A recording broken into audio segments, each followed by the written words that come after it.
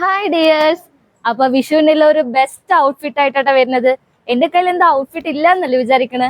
ഒരു മിനിറ്റ് കേട്ടോ, ഇപ്പൊ കൊണ്ടുവരാം. Golden tissue material full of the body full നിങ്ങൾക്ക് സ്ട്രൈപ്സ് വരുന്ന സാരി കേട്ടോ. അതും കളർ സ്ട്രൈപ്സ് ആണ് വരുന്നത്. നമ്മുടെ ലുക്ക് ഭയങ്കര എലിഗന്റ് ആയിട്ടാണ് തരുന്നത്.